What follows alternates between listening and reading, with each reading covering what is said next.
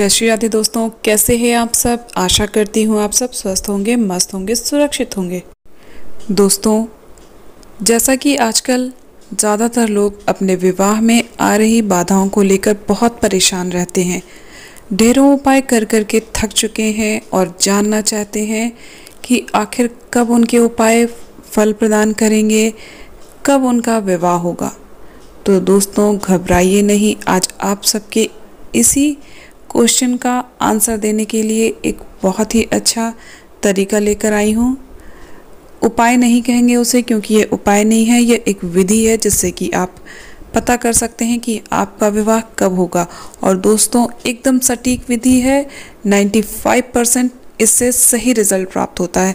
मैंने तो अभी तक जितने लोगों को भी बताया उनका सही निकला है, और जिनके विवाह हो चुके हैं उनका भी कैलकुलेशन करके मैंने देखा है, उन सब का बिल्कुल सही निकला है। जिस वर्ष में उनके विवाह हुआ है उसी वर्ष में उनका निकल रहा है। तो एक बार आप सब इस चीज़ को समझिए और खुद से जानिए कि आपका विवाह कब होगा। बहुत ही आसान तरीका है दोस्तों। मैं बताने जा रही हूँ कि किस तरह आप अपनी डेट ऑफ बर्थ से एक छोटे से कैलकुलेशन की मदद से जान सकते हैं कि आपका विवाह कब होगा। तो बने रहिए मेरे साथ इस वीडियो के अंत तक और वीडियो को ध्यानपूर्वक देखिएगा। मैं बहुत अच्छे से समझाऊंगी आपको। इस वीडियो को देखने के बाद आप अपनी डेट ऑफ बर्थ मुझे मैसेज मत कीजिएगा कि आप देखकर बताइए, आप खुद देखिएगा। मैं बहुत अच्छे से बताऊंगी और आप उसको ध्यानपूर्वक देखिए और समझिए और खुद निकालिए अपनी शादी का ईयर और अपनी टेंशन को ख़त्म करिए। दोस्तों, अपनी डेट ऑफ बर्थ से अपनी शादी की ईयर निकालने के लिए सबसे पहले निकाला जाता है ओरिजिन नंबर, जिसे कि ड्राइवर नंबर या प्राइमरी नंबर भी कहा जाता है। और इसे निकालने के लिए सबसे पहले आपको अपनी डेट मालूम होनी चाहिए। आपकी डेट से ही ओरिजिन नंबर निकलता है। जैसे कि आपकी डेट है 19, तो आपका ओरिजिन नंबर होगा 1 + 9 = 10, और 10 में 1 + 0 = 1, तो आपका नंबर हुआ ओरिजिन नंबर 1। इसी तरह अगर आपका डेट ऑफ बर्थ है 27, तो आपका ओरिजिन नंबर होगा 2 + 7 9। और अगर आपका डेट ऑफ बर्थ है 4, तो आपका ओरिजिन नंबर 4 होगा। अगर आपका डेट ऑफ बर्थ है 15, तो आपका ओरिजिन नंबर 5 + 1 6 होगा। दोस्तों, उम्मीद करती हूँ आपको समझ में आ गया ओरिजिन नंबर क्या होता है। अब इसी तरह से आगे बढ़ते हैं और इसके लिए दूसरी चीज़ निकाली जाती है पर्सनल ईयर। दोस्तों, पर्सनल ईयर निकालने के लिए आपको अपना डेट ऑफ बर्थ सेम लिखना पड़ता है। जैसे आपका डेट ऑफ बर्थ है 19 अगस्त 1981, तो पर्सनल ईयर निकालने के लिए आपको अपना बर्थ ईयर नहीं लिखना पड़ता, बल्कि करंट ईयर लिखते हैं। बर्थ ईयर जैसे मैंने जो एग्जांपल दिया हो उसमें 1981 है, तो आप जब पर्सनल ईयर निकालेंगे तो उसमें आप 1981 की जगह अपना करंट ईयर लिखेंगे। जैसे अभी चल रहा है 2022, तो आपको पर्सनल ईयर निकालने के लिए 2022 लिखेंगे अपने डेट ऑफ बर्थ के ईयर की जगह। और डेट ऑफ बर्थ वही रहेगी 19/8, मतलब 19 तारीख 8वां महीना सन 2022 लिखेंगे हम ईयर में। अब इसका कैलकुलेशन कीजिए। 19 का हो गया 9 + 1 10, 8 का 8, और ईयर को कैलकुलेट करेंगे करंट ईयर को 2 + 2 + 2 मतलब 6 हो गया।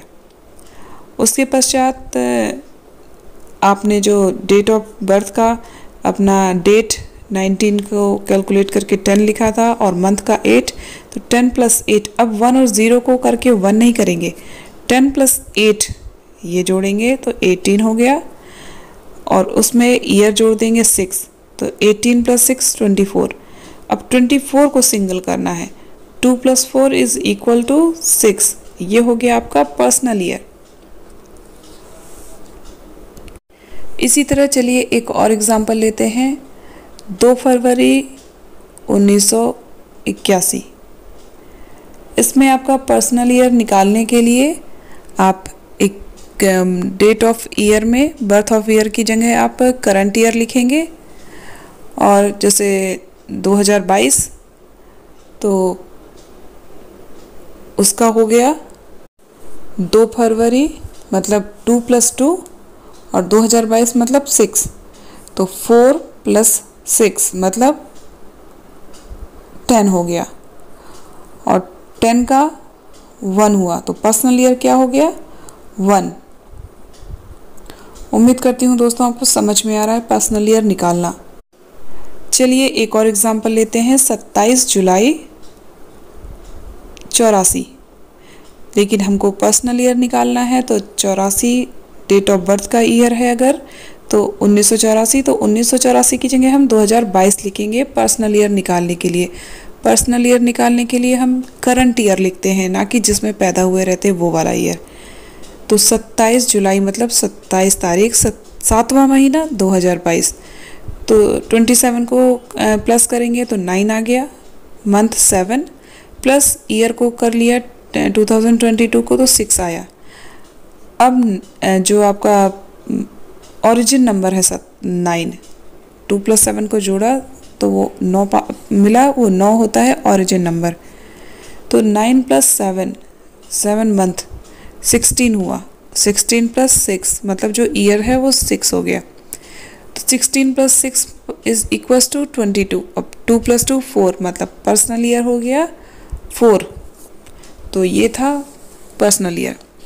अब दोस्तों ओरिजिन नंबर और पर्सनल ईयर नंबर अगर आप इनके पास हैं तो फिर आगे आप अपनी शादी का ईयर निकाल सकते हैं। जैसे कि आपका ओरिजिन नंबर आया है 4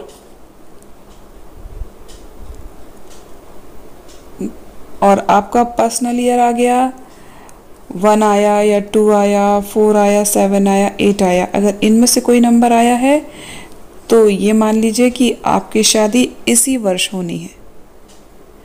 और अगर इनमें से कुछ अलग आ गया, जैसे 3 आ गया, और क्योंकि इसमें पर्सनल ईयर 1 2 दिया गया है, 3 नहीं दिया गया है, 4 दिया गया है, और आपको पर्सनल ईयर 4 आया है, तो इसका मतलब नहीं, आपका पर्सनल ईयर 3 आया है, इसमें 2 और 4 दिया गया, मतलब 3 इन दोनों के बीच में होगा।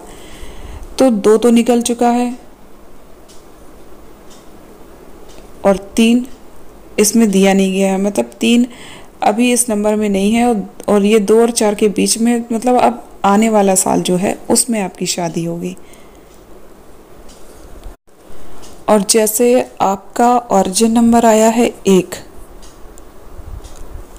और आपका पर्सनल ईयर आया है 5, तो दोस्तों देख लीजिए ओरिजिन नंबर 1 में 5 दिया गया है, हाँ दिया है, तो इसका मतलब है कि इस वर्ष आपकी शादी होकर रहेगी।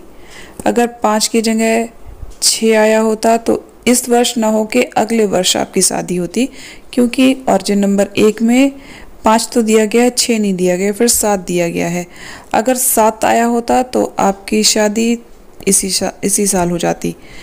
अगर 8 आया है, मतलब जो नंबर नहीं दिया गया अगर वो नंबर आया है और उसके पहले वाला नंबर इसमें मौजूद है तो उसके बाद आपकी शादी होगी। मतलब अगर जैसे 8 आया और इसमें 8 तो नहीं दिया गया पर 7 दिया है, तो आपकी शादी अगर 7 आया होता तो इसी वर्ष होती, पर 8 आया है तो इसके बाद होगी। तो दोस्तों ये था बहुत ही छोटा सा तरीका, बहुत ही आसान तरीका। उम्मीद करती हूँ आपको कुछ तो समझ में आया होगा। अब आप खुद अपना भी और दूसरों का भी शादी का समय निकाल सकते हैं। कुछ नहीं समझ में आया है तो आप पूछ सकते हैं, मैं फिर से एक बार आपको समझाने की कोशिश ज़रूर करूँगी। अगर कोई दिक्कत है तो आप मुझसे पूछ सकते हैं। वीडियो अच्छा लगा है तो प्लीज़ इसे लाइक, सभी के साथ शेयर और चैनल को सब्सक्राइब ज़रूर कीजिएगा। मिलते हैं नेक्स्ट वीडियो में एक नए तरीके के साथ, नए वीडियो के साथ, नए उपाय के साथ। तब तक आप सब हंसते रहिए, मुस्कुराते रहिए, खुश रहिए। जय श्री राधे, हर हर महादेव।